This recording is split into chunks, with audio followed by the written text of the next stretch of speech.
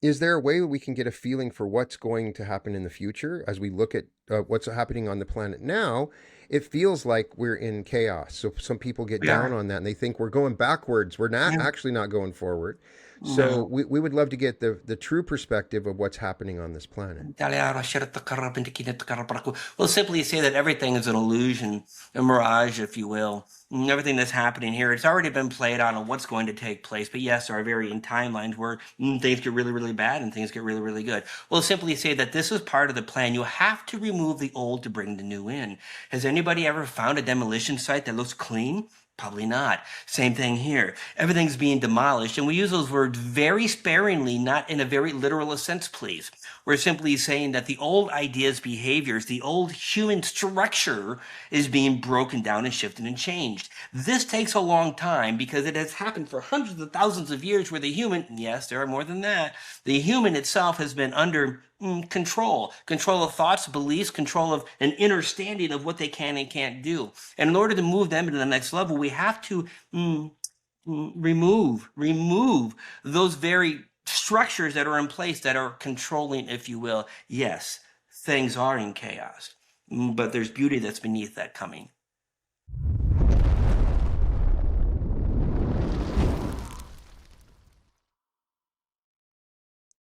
Welcome to the Reality Revolution. I'm so excited about today's episode. I just got a chance to talk a little bit with Ken, and we got to get started as soon as possible because I'm so fascinated and so incredibly excited. I've been reading some of Ken's stuff and following him, and he has a fascinating story.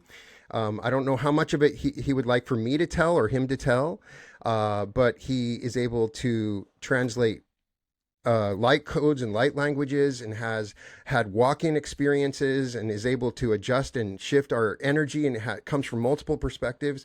And so welcome to the Reality Revolution, Ken. Hey, thanks, Brian. I'm looking forward to this, and I'll tell as much of the story as you want, but I got to tell you, it gets deep, right? Oh, I Just can't it wait to hear it. goes This deep. this is going to be so super fascinating. Yeah. So So let go me ahead. yeah, Yeah. yeah, all right, so let me do the short version so we have room for questions and fun and all that, right? Right. So before what I call my event, which happened in 2018, before that, I was in cybersecurity. I'm a self-taught entrepreneur, never went to college. I've got no religion, no spirituality, no background in any of this, but I knew how to write software. I taught myself that. And I am one of the original inventors of antivirus and anti-spyware back in the early 2000s. Sold my three companies to Silicon Valley, cyber intelligence firms, and even back to Earthlink in the day. So again, my background is logical, right? How do you figure out something? How do you prevent it from happening to somebody else, and so on and so forth. So with that being said, the third company in 2018, I was going through acquisition, and me and the business partner had some tension. Not some, a lot. Mm-hmm. And every day was pretty angry for me, right? Very little sleep. I was diagnosed with a pituitary tumor at the time, right? Massive energy drinks, you name it. I was probably making all the bad choices, just trying to move through this. So again, we're just doing the cliff notes here. But I Yeah. found myself angered in early 2018, and I went to lay down in the bed. And as soon as I lay down in the bed, my stomach arched in the air like an upside down letter U, right? And I was Mm-hmm. electrified in position, like I couldn't move, and just absolutely crazy. And I could feel this heat, right? This Mm-hmm. energy swirling around in the abdomen area. And about 3 or 4 minutes into it, it just popped out of my body. Wow. I passed out. Okay. And I woke up the next day peaceful. Now, that's not the cliff note, but I'm going to pause there to help your audience understand what happened in that 3 or 4 minutes that changed my life. So, when we hear about people talking about their near death experiences, all right, typically they'll go, I mean, again, just generalizing, they'll go through a tunnel, they'll have a conversation, they'll have an epiphany, they'll have a healing, they'll have these massive shifts. None of that happened for me. Just to let your audience know, kind of the opposite. So if you can imagine the idea of the tunnel opening, and this is metaphorically, but a soul aspect coming through the tunnel and lodging itself in your field. Okay, not a full soul, not a full personality. Think of it as a tool in a really big toolbox. Okay. Mhm. So this was the walk-in moment, the first one of many, by the way. So one came over, and what happened is when I woke up peaceful the next day, I began trying to understand what took place the night before, right? And this is when I started Googling what is a psychic, what is a chakra, what is energy. I started reading books, trying to understand. And, you just begin this passion. I couldn't stop. Be honest with you, I couldn't stop trying to figure Yeah. out what took place. And I later found out that soul aspect that walked over was the one that was getting me to learn these things. So it wasn't talking to me; it was behind the scenes, kind of just saying, "Ooh, you should go research that." So it I did not have an instant healing. I did not have a conversation. I didn't have any of that took place. But what happened here over the next year and a half or so, as I started reading all these books, I started seeing psychics, and I started going to past life regression, and I started understanding more and more what was taking place. And as they say, every psychic needs a psychic. So I started lining them up, trying to Mhm. help me understand what was taking place. And about 2 years into it, I think a year and a half into it, I had someone tell me, Ken, you're a walk-in. I'm like, well, what's a walk-in? Right? I'm like, now I'm curious. Like somebody just gave me a little piece of the puzzle. So ironically, within 2 weeks, I found myself reading the book about walk-ins. I found myself stumbling into an interview and then having a session on me with a woman who, well, she was a soul exchange walk-in. So her soul was replaced. So it Mhm. wasn't as if one came over, the original soul left, and one walked in at the same time, proverbially slapped their hands in the tunnel as they were walking by. So this woman helped me understand more about what was taking place with me. But what I didn't understand is what was going to take place after that. So in April 2023, I was having a session done on me. And by the way, as I'm reading these books, I'm learning I can heal people, right? Didn't Mhm. have any training, none of these things, right? I did get Reiki certified. I will tell you that. Nothing else to open up the channels. I think everyone needs it anyways. But I'm reading these books and I'm doing these exercises and people are getting healed. Okay. Mhm. So fast forward, I start doing it locally and to friends and all this. So in April, it was April 1st, 2023, a lady was doing a psychic session on me to help me understand what's going on. And 12 more soul aspects came in that day. Lodge 12 more. yourself in the field, 12 more. So I had 13 in my field. Now, I never met them. Mhm. There was no voice necessarily. Think about them hidden in the background, every one of them carrying a tool for the toolbox. And what happens here is as I show up for more audience, more of the world, if you will, more of those tools in the toolbox come through because those tools aren't for me. They're for the ones that they're working on. Think of it like that. So, with that being said, that was April 1st, 2023. And again, we're just doing cliff notes. December 12th, the same year, I get a message, Ken, go meditate. At 8 o'clock at night, I jump into my little meditation room and I'm frozen in position again. I can't move. I'm in the seated position. I can't itch. I can't twitch. And my head's lighting up my crown and it's just getting this massive energy coming down. And I start asking the question, what's going on? Who are you? What is this? And all they said to me at the time was, we're a little busy. We'll get with you in a minute. And this is the moment that the higher self moved into the physical structure. Mhm. Now, within 3 weeks, I'm asking for a divorce. Mhm. Beautiful marriage, 17 years. I sold within 2 months. I had sold everything I owned or gave it away, and I ended up in Mexico for 3 months. I'm sorry, ended up in Mexico with 3 suitcases, and I would stay there for 6 months. Where 9 more came in, and Mhm. then in Tulum, the following year, through a Cambo and a Bufo, I had 22 in my field that all merged into a single collective.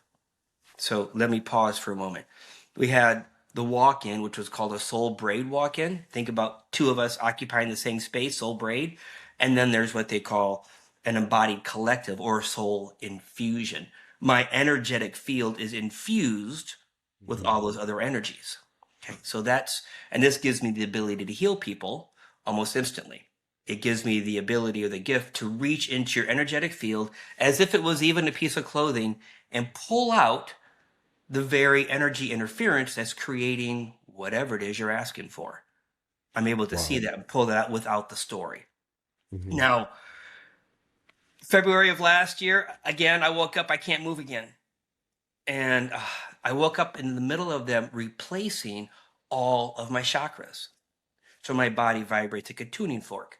And my energetic system had reached capacity. So I woke up, I couldn't move my body. And Brian, I had no emotions. It's one thing to say you have no void of emotions. It's another one to say, it's okay. It is so weird. It So is. imagine all of those chakras being a cord to a puppet, like a puppet man, puppet. They were all cut at the same time. I woke up to that, and Hmm. about 3 hours later, I was able to reanimate. So they installed I call it higher voltage systems, right? They had to augment the body to handle what's coming through. So that's the cliff notes. I mean, there's so much more to the story, but ultimately, I have the gift through an embodied collective. I'm merged with this collective in the physical form, right? I have one voice, usually off to the right of all of them, but it's really odd in the idea that there's the human side of me, the Ken never left, Ken's still here, and then we've got what we call the KDC, which is the fun marketing term, Ken's Divine Collective. All of those soul aspects come from some place called the Divine Authority, Hmm. right?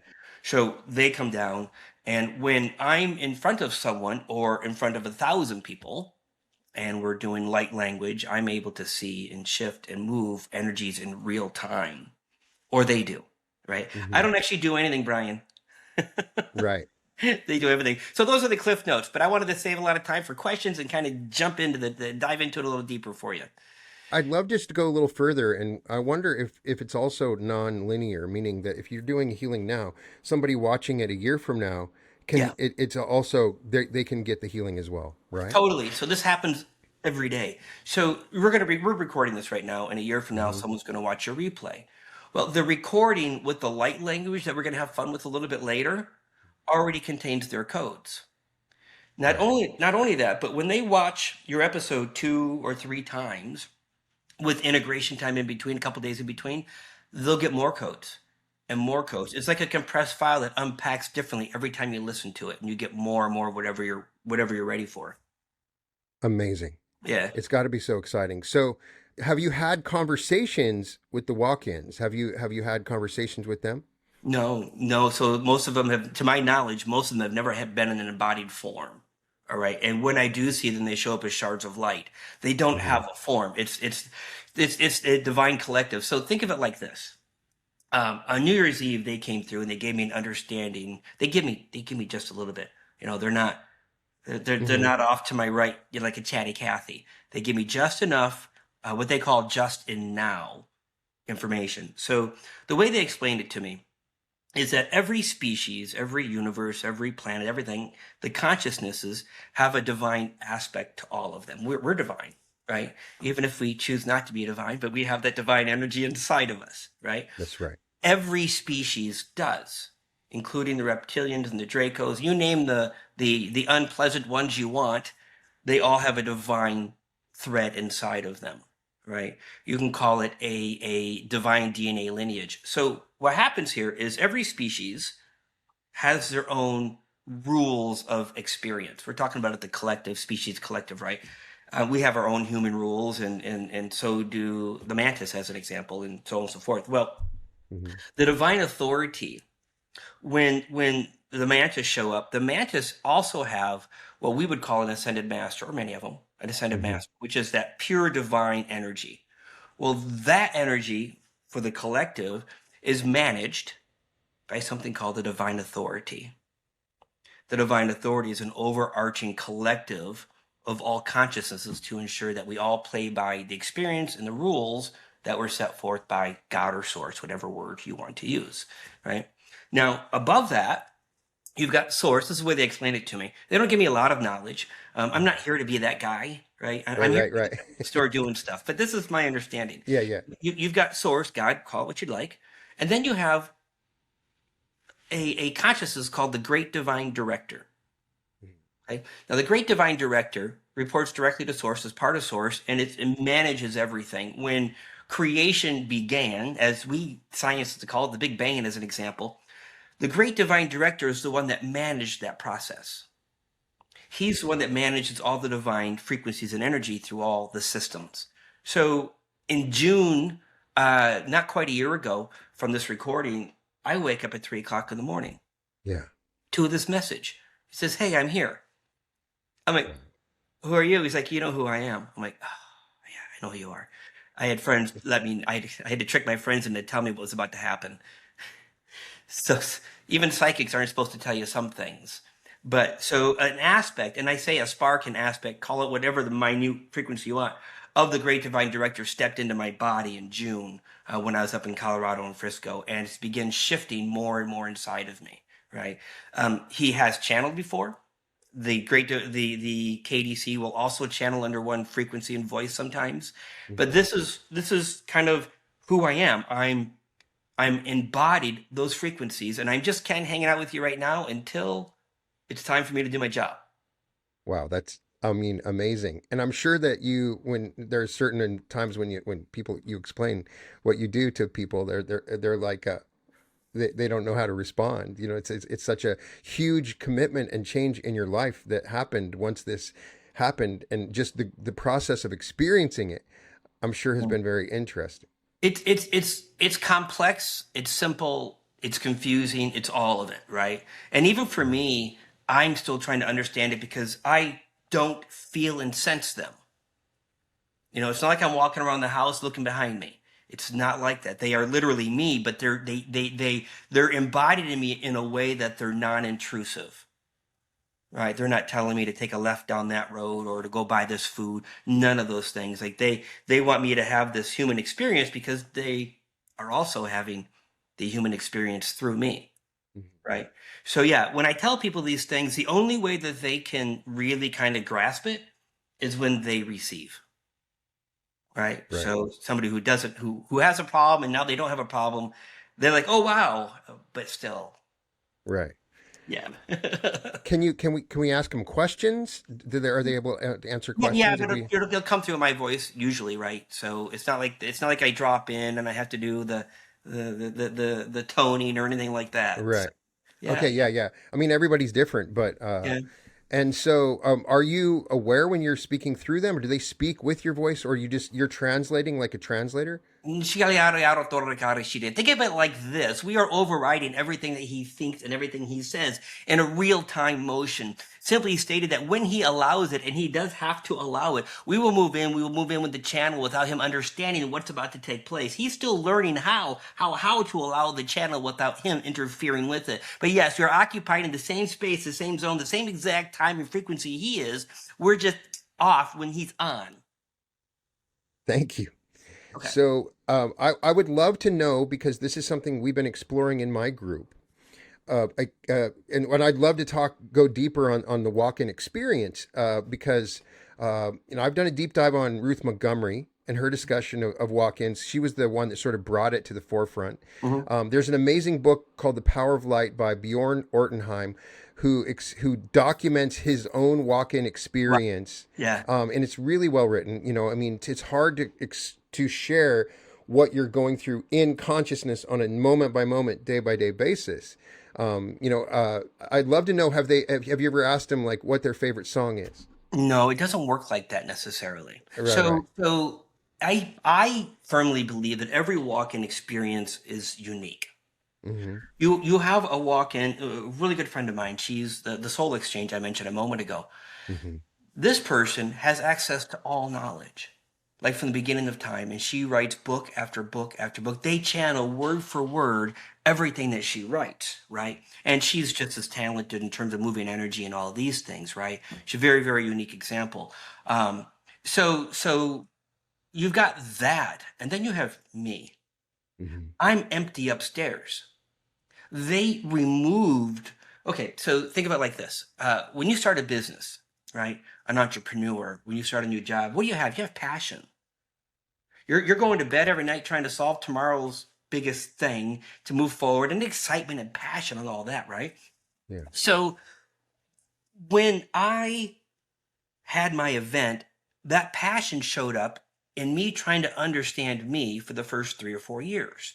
Not me necessarily, but what are all these fundamental things about spirituality? Go try breath work, go try this. Anyways, so I did these things.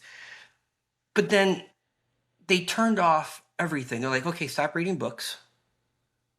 Unsubscribe from everything on YouTube, as an example, right? No more podcasts, no more anything, right? And I couldn't understand why that was. And then as it was so subtle, as I start moving through this, I lose the desire to ask questions, right? I can sit in front of you, Google all day long and never put a Google query in all day long. Like, I've lost that desire, and they've emptied out everything in the brain. So the idea of an empty chalice, right? I'm able to show up and deliver everything I deliver without any perceived opinion or perception, anything, how it's supposed to be or what the results are supposed to be, any of that, right? None of it. They've emptied it out. My team doesn't talk to me like, what are your favorite colors and what are all these? In fact, they rarely talk to me about me at all. But they will talk to me about clients and other things, right? Yeah. So they are really trying to get me to be, I don't want to use the word empty, but organic in the way I show up to the world.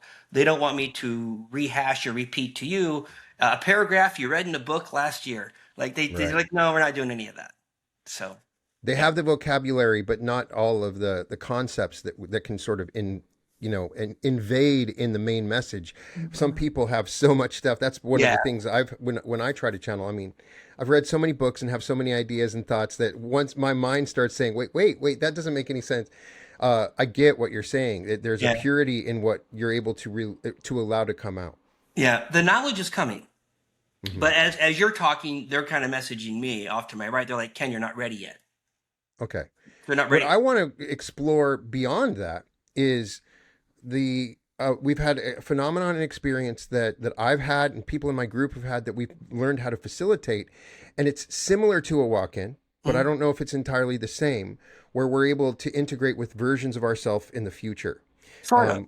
And so could you talk, what can they tell us about that? They're showing me that right now as you're talking. Yeah. Okay. Explain to what they can say about it. So what I will simply say that you are pulling in future versions of yourself and also past versions of yourself, almost like a big circle, a big spear. The point is you're able to tap into this version and that version. What's happening here? You are not replacing who you are. You're bringing an overlay in, if you will, like a mist in the air through the body. And what this does is this does give you the opportunity to perceive through that energy, and that energy to perceive through you more one way or the other way. But what happens here is you are not merging. This is not a permanent structure. This is a temporary thing that may last a week and a half before that particular soul aspect's ready to move on. And you've also moved on. But you do have the gift, and the others have the gift to be able to pull these in, and pull these in. It's fun. It's relative. There is information exchange that is valuable to both parties. Understand that soul wouldn't walk in if it didn't have something it wanted to see as well.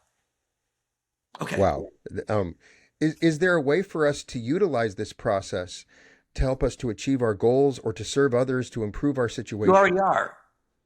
Okay. So what we're kind of showing me is when you're doing this, if you take the idea of a healer as an example, maybe you're a healer, maybe you're not, right, Brian? But let's say you're a healer, right? Yeah. And you know what? You're going to pull in the Octarian future version of you, or the Octarian past version of you. It doesn't matter, right? Well, remember that version of you has skills and tools and knowledge and awareness, right? You have millions of versions of you out there. So when you pull that in, even with just a soul overlay who's looking through your eyes, so to speak, right? It's installing those codes in you. And when you're ready, maybe it's a week, a month, whatever, you're gonna be like, oh, wow, I just got this new download of do the visualization like that, and being a little funny, right? But instructions or codes are in there, absolutely. It's not a useless exchange that they're telling me. There's actually a lot of usefulness happening, but you're very unaware of what it's happening to the physical and energetic structure of the human vessel. Is there a process that facilitates a download from different versions of ourself? How to receive downloads from these different versions of ourself? Murikari, everything's based on intent and what you're actually capable of doing. You couldn't imagine a kindergarten be able to download the idea of a PhD syllabus, if you will. We're simply saying that while everyone has access to these versions, some people have access beyond just a glass wall. What we're trying to say in that is simply the idea of you looking through a glass wall at a version of yourself versus that version of yourself walking through the glass wall and having the temporary, we say temporary merge take place. We're going to pause. I need you to repeat your question, Brian. I lost the question. Sorry.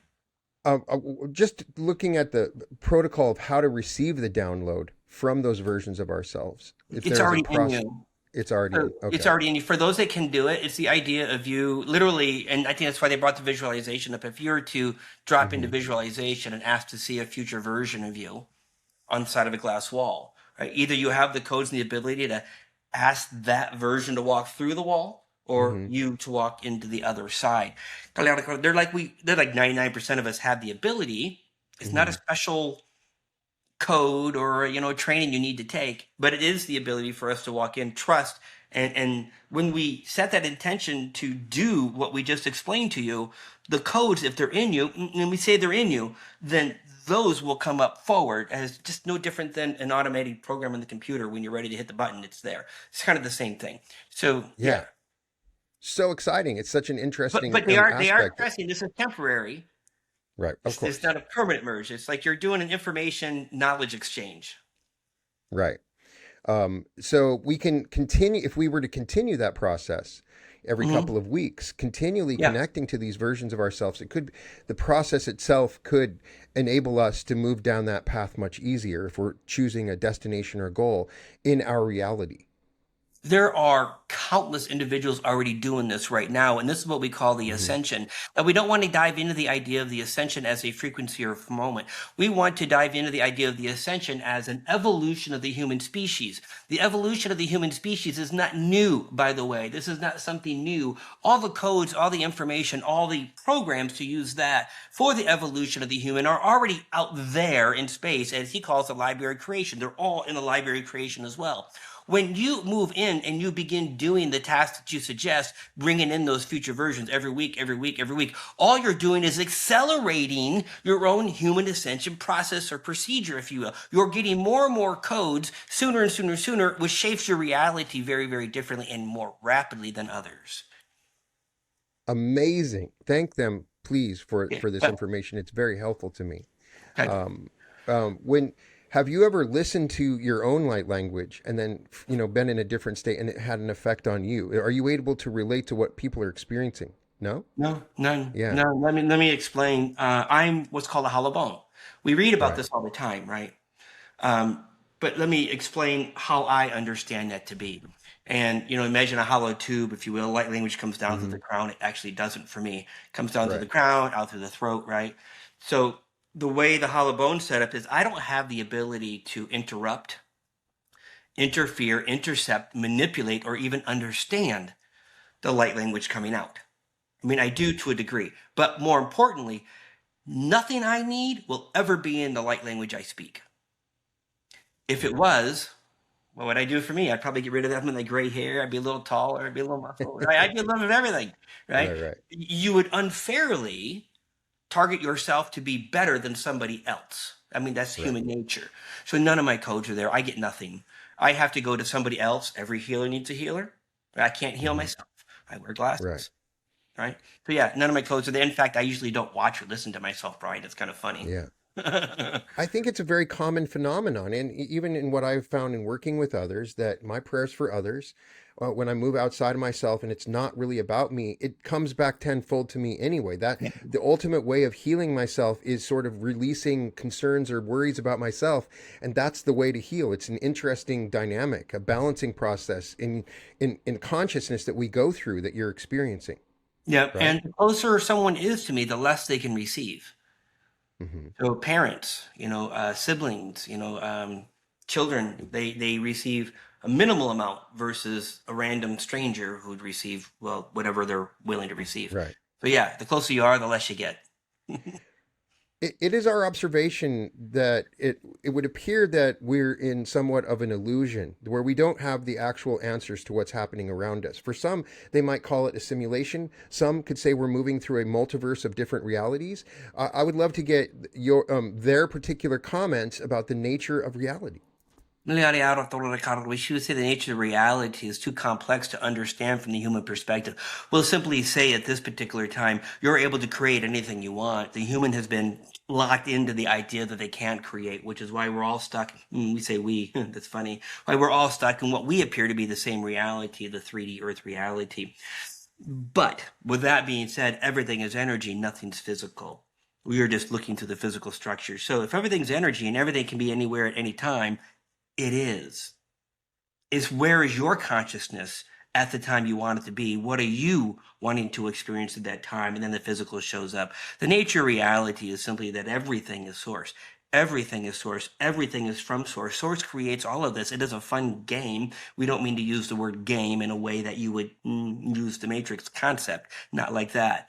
But this is source experiencing source through source. For a play on words. Nothing can go wrong. There's nothing wrong, there's nothing right. Everything always is and always will be. And simply in the idea, you can be anything, anywhere, anytime to anyone, including yourself.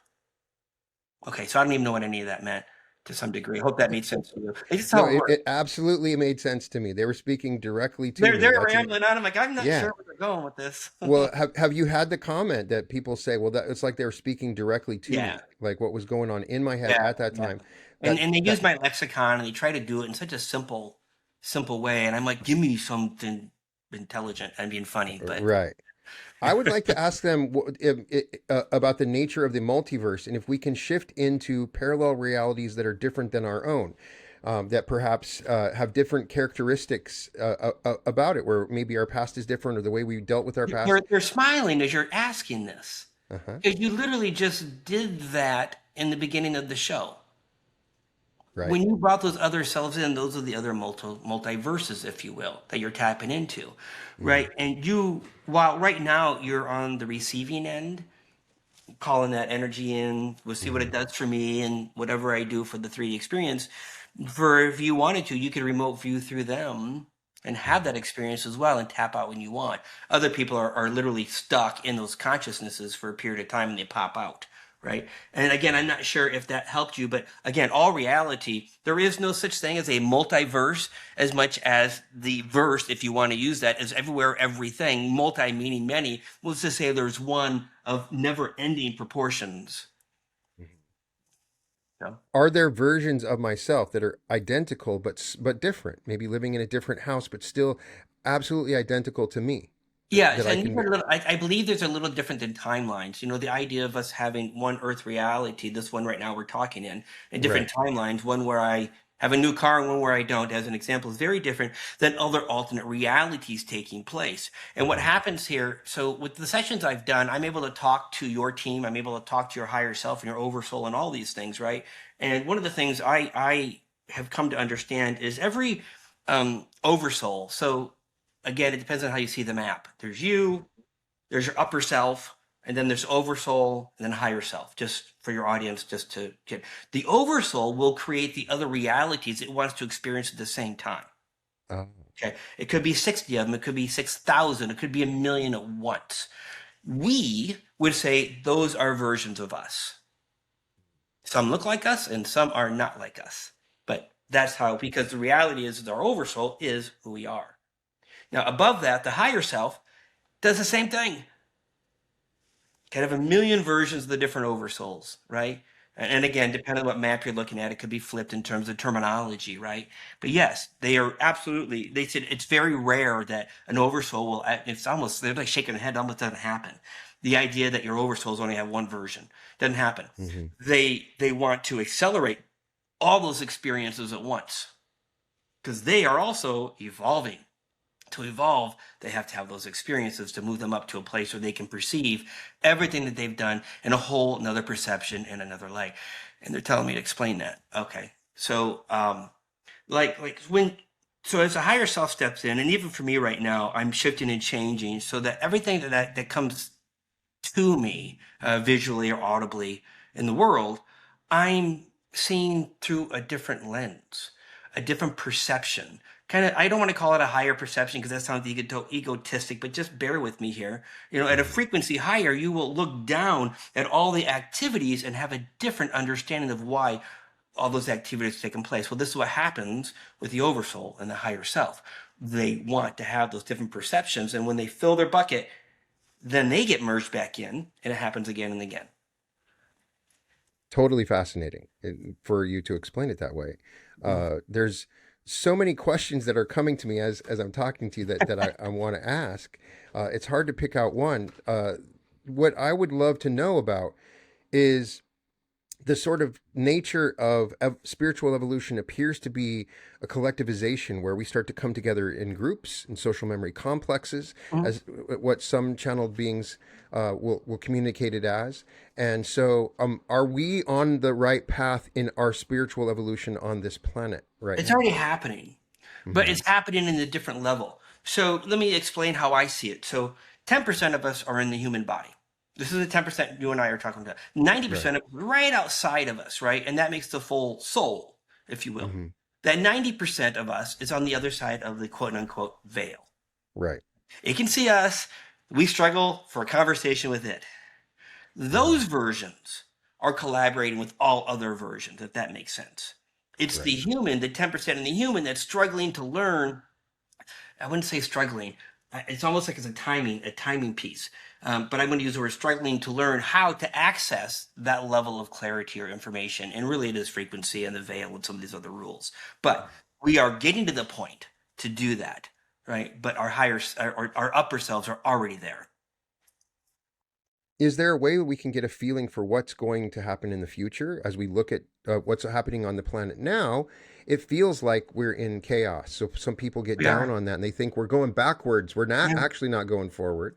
So we would love to get the true perspective of what's happening on this planet. Well,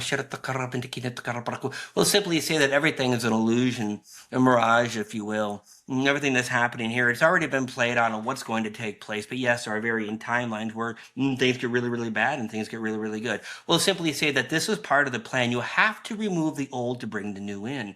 Has anybody ever found a demolition site that looks clean? Probably not. Same thing here. Everything's being demolished, and we use those words very sparingly, not in a very literal sense, please.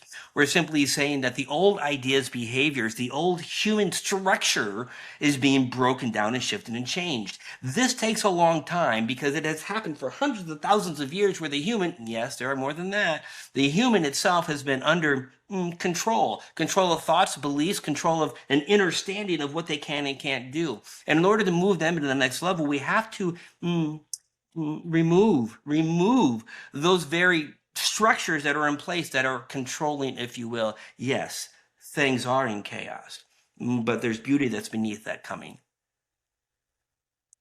Wow. Yeah, they don't like to do the prophecy thing, and they never really give details. They're not going to tell you, hey, tomorrow. They don't do any of that. Like, they don't want to be part of the, oh, we missed the date kind of guys. See, I love that. That's a good sign to me. When I hear channelings that do that, it doesn't feel authentic and for what those type of beings would be speaking about. They want you to have that experience. They don't want to take it away from you. Right. Right. So I appreciate that. So has there been, how does it process go if you were to speak to like my guides or my higher self? What Usually happens language. Through the light language? Yeah, so I'll drop in and I mean, even the higher self is just kind of a visualization shadow, and your teams usually always look the same, and I can clean the teams, if you will, find those team members out there, because not every member on your galactic team is really in 100% alignment, but we're able to find those ones that aren't doing the nicest things for you and shift them out. I would love your guidance in helping facilitate a communication with my higher self and guides for the best way of me to be of service in the coming months and years. To help me and guide me. What makes you think we're not already talking to you? But Kali, well, simply saying, Kali, you're already getting the guidance that you need. And the guidance that you've asked for. What you're going to ask for today is more of the prophecy of what needs to happen going in the future, and that won't happen with us. We're simply saying you are already in full communication. We want to say full communication. It may feel one way, but it's not one way, because we are all listening to everything that you need. But more importantly, you're listening to what we need. Let's explain that a little further.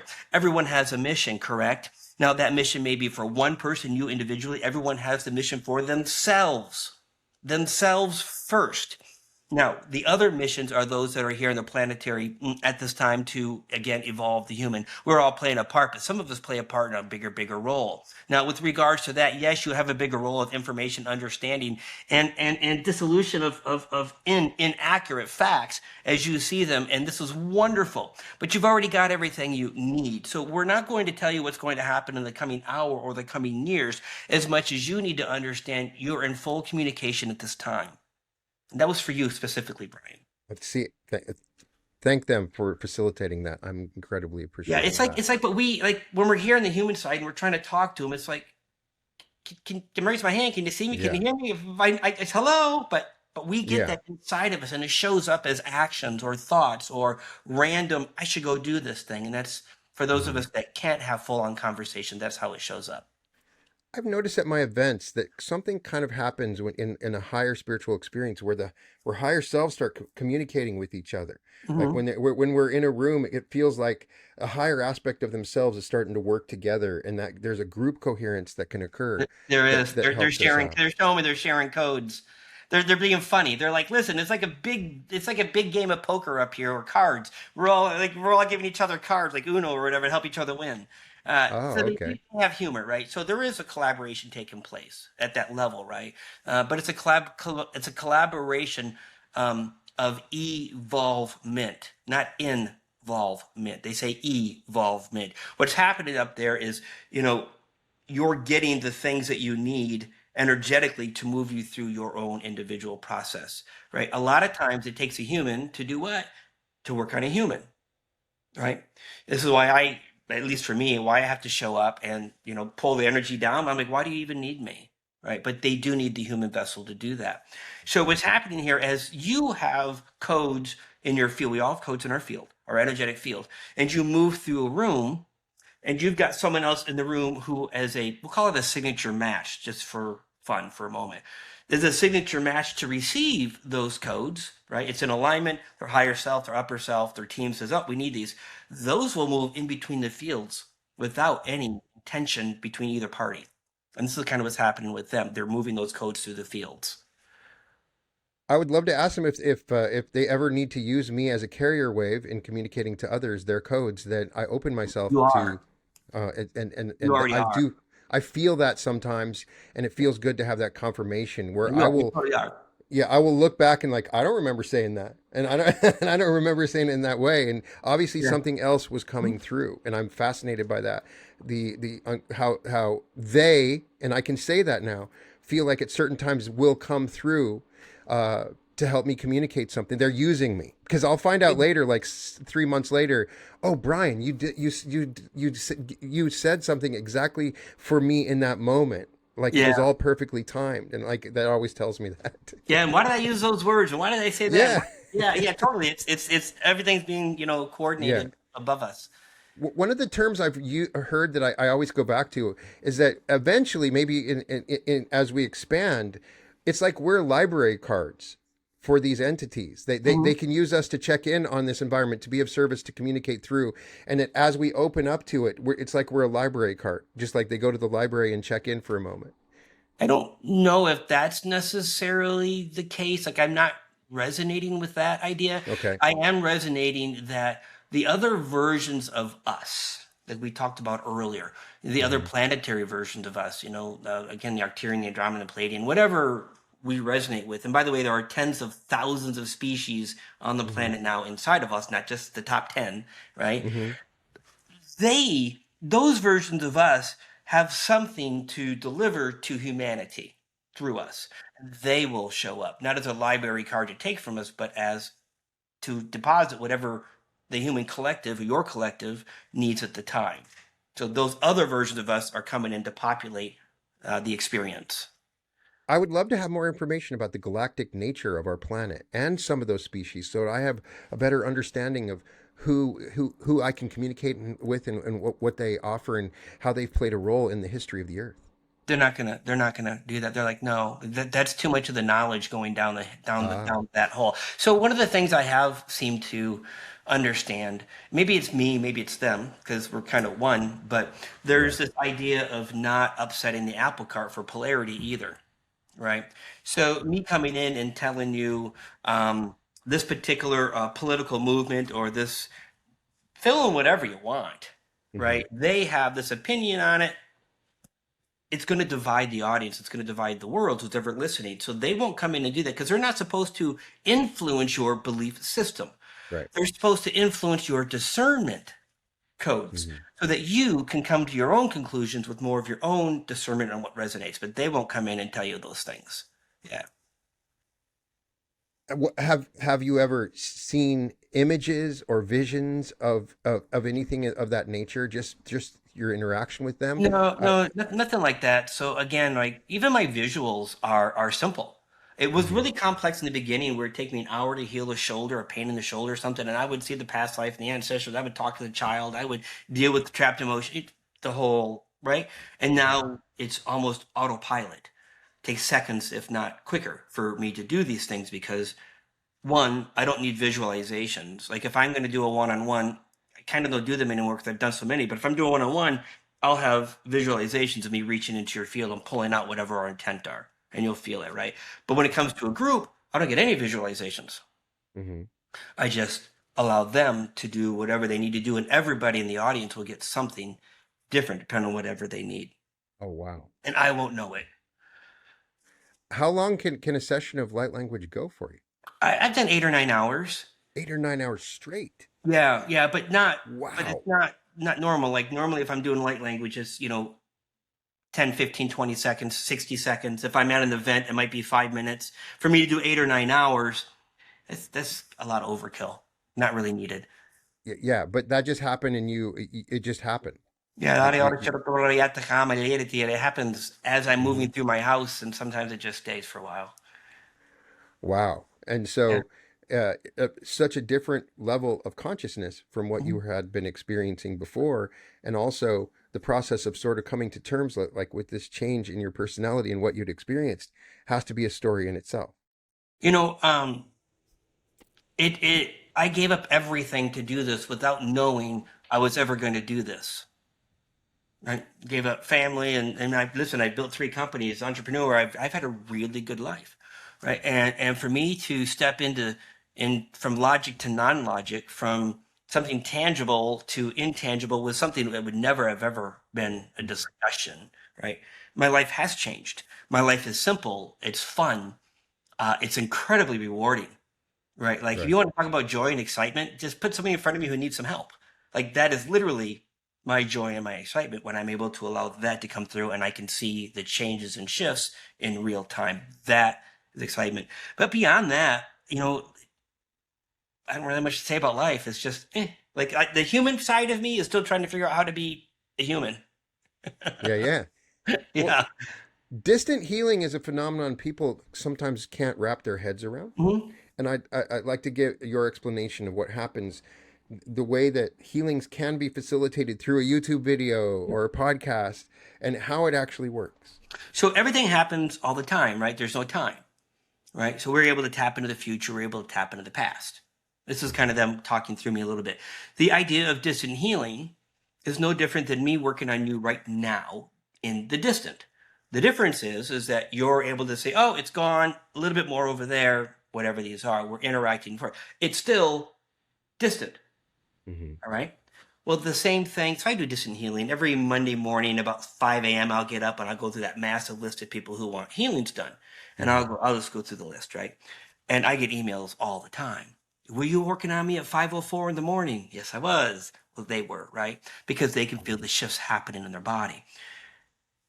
Not only that, but yes, on replays a year from now. Remember, if time doesn't exist, then everything happens all at once, and you can literally hop into the quantum field at whatever time, moment, space, and place you want and deliver what needs to happen.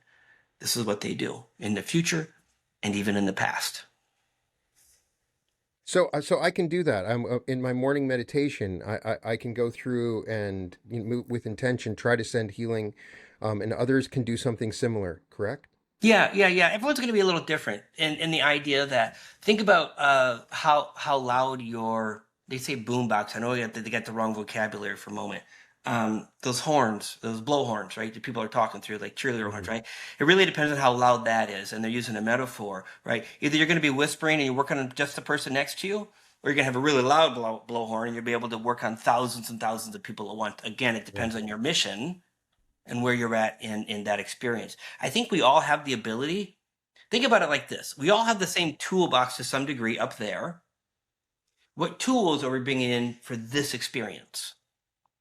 Right? And maybe it's just a tool of a soft voice, or me, a tool for a million people.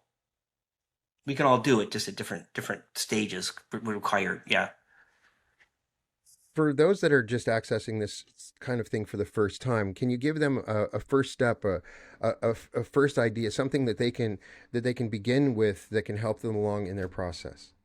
Um, I can activate folks. Don't get me wrong, but everyone on your Hmm. channel is going to need a little something different, right? Right, right. And when it comes to process, one of the things I don't like to do is process. Let me explain. Hmm. Remember, I don't have a lot of knowledge in spirituality. Right, I right, can't tell you that on Tuesday at 4 a.m. you're supposed to sit in a circle and spin sideways. Yeah, right, I'm being right. fun, right? I'm not that guy, and there's an intention for that. Think about this for a moment. If I had every answer you needed, if you want to reach your team, you need to meditate, you need to hold your breath, count to three, breathe through your nose, whatever those processes are, right? Who would you come to for information? Me or the team, right? And then you'd come to me for healing. Then you would come, I say me, but them, right? Then you would come to me to remove the financial blockages, the relationship blockages, and so on and so forth. So what happens when one person puts all of their eggs in one basket for somebody else? It's called a guru. I am not that person. And they do not want me to be that person. So they want you to come to me, ask them questions, get the information you need, but then resonate with a process that works for you. They want people to ebb and flow in so we don't end up with that title. Right. Well, we would be honored if you could bless us with your light language and in whatever Yeah. way, shape, or form, and that works for you.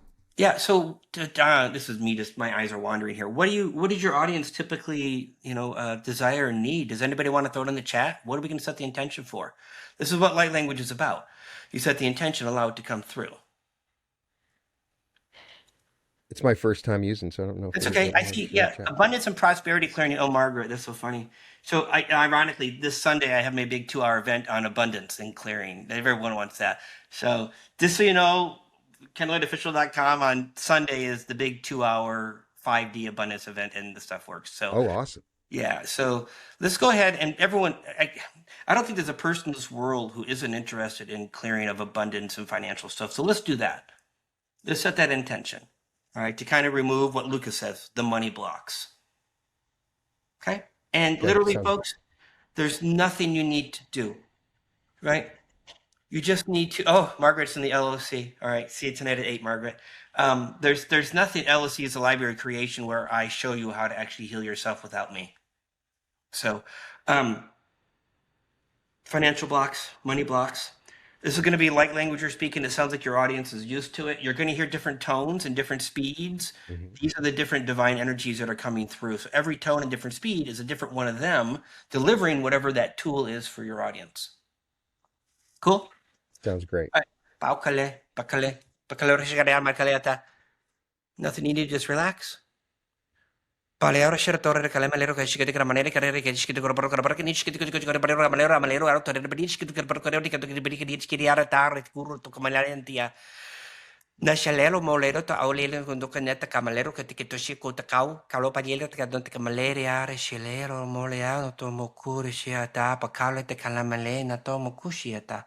Ayata calera carrera shira to carrero carrera chica de caleriarta doro torero carrera shira te calero carrera to carrera chica. Thank you. Palariaro torero shira torre calamalero malero shiro to malero ara to chico ricordia. Con malere ana shira to malapa carro to calamaleta. Shalia per te che chico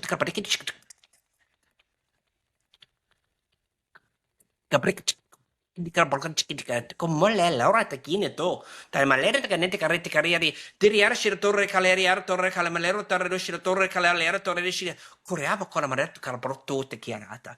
So that's it. So they stop, right? And I'll have conversations with them as I'm talking, right? So somebody in your audience has the appearance or the belief they actually have money blocks when they don't. So they were telling me about that a little bit. So yeah, Oh. Yeah, Very, very helpful. Thank yeah, you for yeah. that. And so it's okay if you don't have a visceral experience. Like, 'cause people are like, I didn't feel the tingles, I didn't twitch, I didn't break into a heat. Don't worry about it. Just allow things to show up. And it happens all the time for a lot of folks. Yeah, I'd love to get comments in the chat now that I found it so about what their visceral experience was. I could feel energy coagulating through my, just like pumping it through each of the chakras, Hmm. moving up, like, and clearing each one, just like a stream, like somebody put a little hose to the Hmm. end and was blasting it through. Yeah. But I'm sure that other people can share. They get goosebumps or warm spots or visions. I could see the words like a stream flowing in, just streaming in, and I catch on to one, but while the others were coming. Yeah. Yeah, yeah. And someday maybe we'll be able to create a compilation and it run a program that could give us some translation, like what these words mean. Well, I think it'd be better if your higher self just told you what was going on. Right, right. That's the I ultimate think we would translator. prefer that translation program, right? Yeah. Can you tell me about the flavor of the experience of having the higher self present, what it feels like, how can you relate what you're experiencing in those moments? No? No, no, they really have siloed the human Ken, if Hmm. you will, from them because they need me, again, as I said earlier, to show up as a normal person, but be able to deliver all this extraordinary healing because um, there's something about showing up as the most important person in the room, which is kind of frowned upon, and I'm not, right?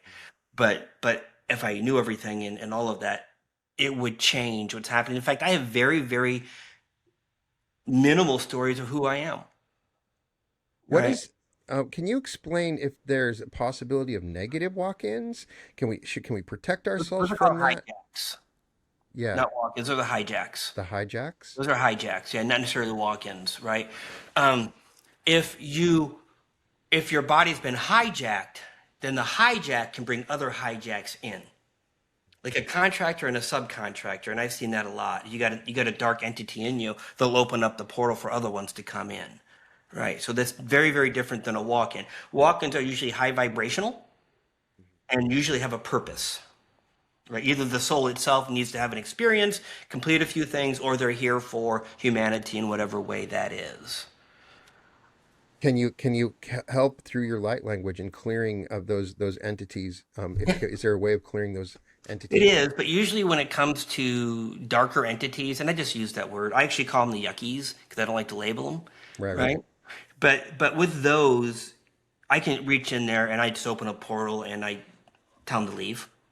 It sounds horrible, right? Or I'll grab them gently and I'll pull them to the portal and then I remove any contracts that are there as well. And the idea is here, you harm no one, right? I don't send these entities back to annihilation to be absolved back into source. None of those things. It's not my job. It's not my job, right? Right, right. My job is to get them out of your body and allow them to continue on with whatever future experience those entities need to have. They also want to evolve. I give them a way out Right. and they always leave. I mean, these entities could be your grandma. Could you be. don't, you Yeah, don't well, know. usually these are not your grandma. Right, right. Yeah, yeah.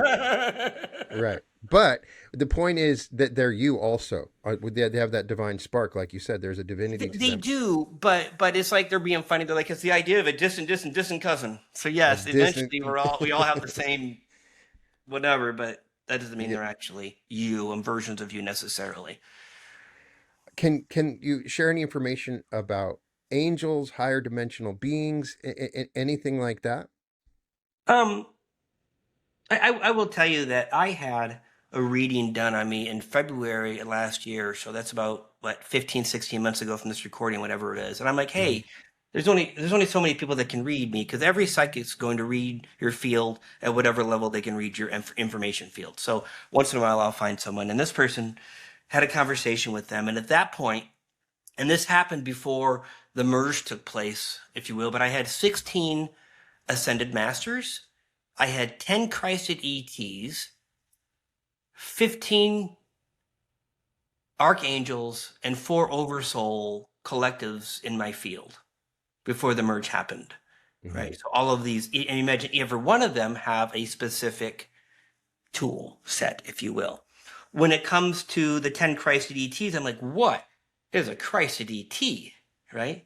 And they explained, as I did earlier, there's a divine lineage of all species. He said a Right. master version of it, if you will.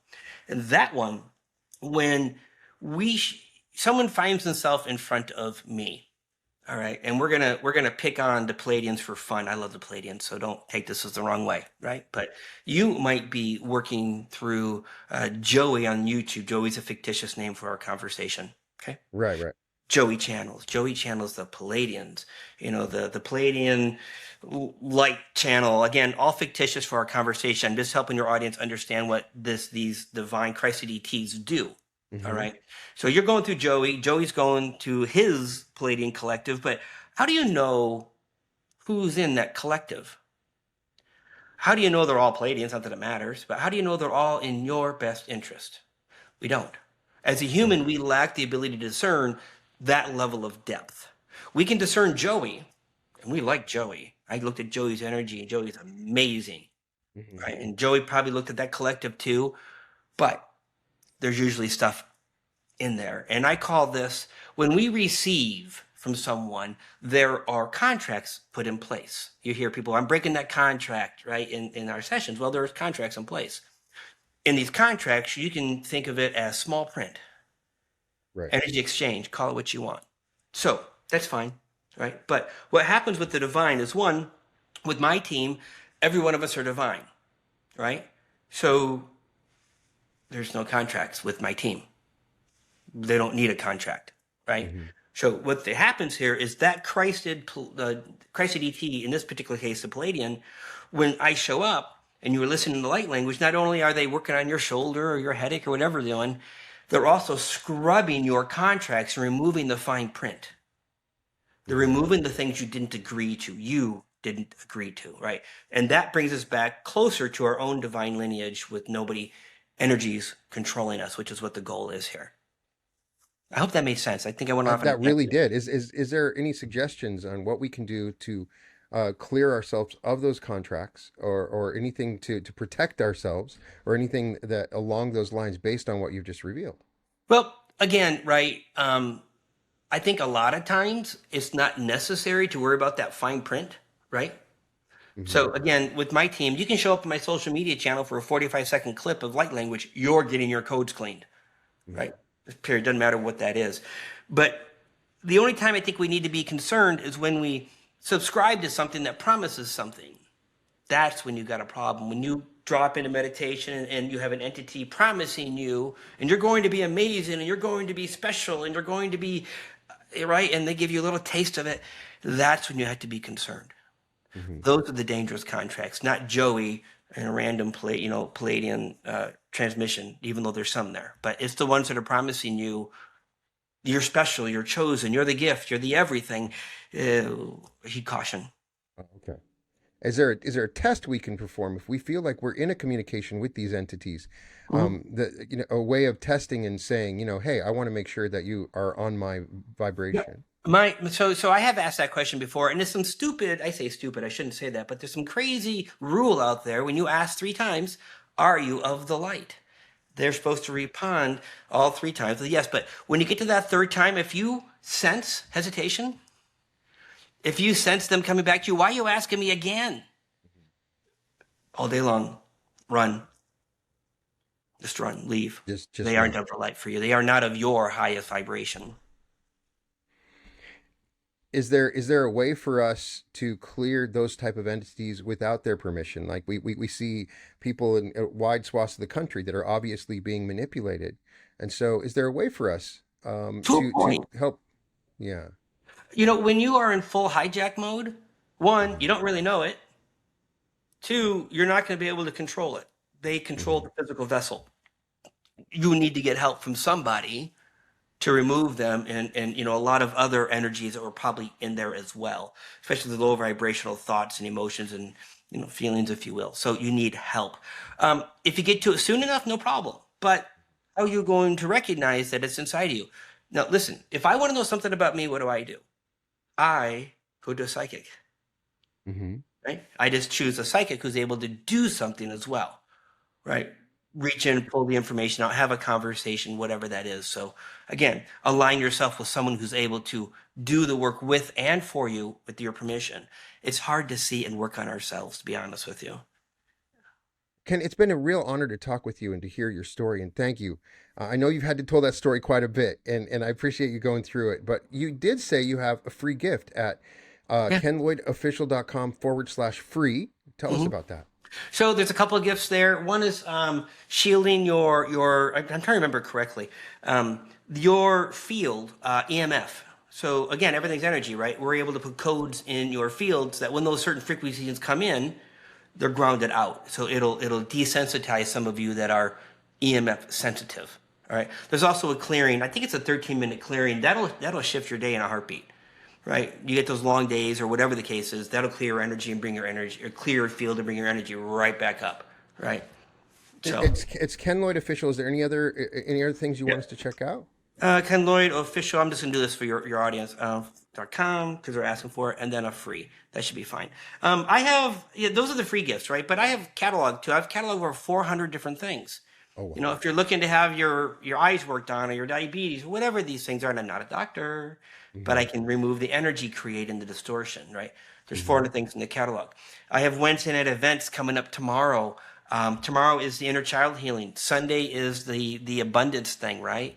I have the Library of Creation tonight, which teaches you how to access the codes that I access in your own way through the Library of Creation. So there's a lot of stuff on those pages. Wow, I'm so I got a excited. lot going on. I know our group's going to be super excited about that. I can already see comments in our other group where people are super fascinated, exciting. I know that everybody's super grateful for you to have joined us, and it's a real honor to speak with you. And I'll keep an eye out. Maybe, hopefully, we can talk again soon. Okay, and Totally. enjoy yourself in Nashville, and welcome to the Reality Revolution, Ken. No, thank you for inviting me. Thank you, everyone, for joining. There is a version of your life where everything you've been reaching for arrives, where the money flows, where love opens, where your body heals, where every step carries the frequency of the self you were always meant to be.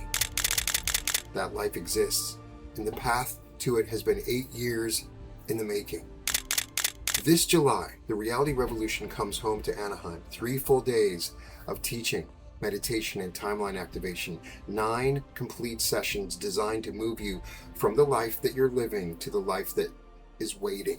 Activate your pineal gland, meet your higher self, quantum jump into your greatest timeline, enter the bliss body healing state, step into the flow of large sums of money, open fully to love, shift to a higher density new earth. Friday night, the community celebrates together. Saturday evening, a special appearance from Daryl Anka. And by Sunday evening, you walk out as the version of yourself your future self has been waiting for. I knew I had to be in the room because it's different from like listening to the meditation videos online.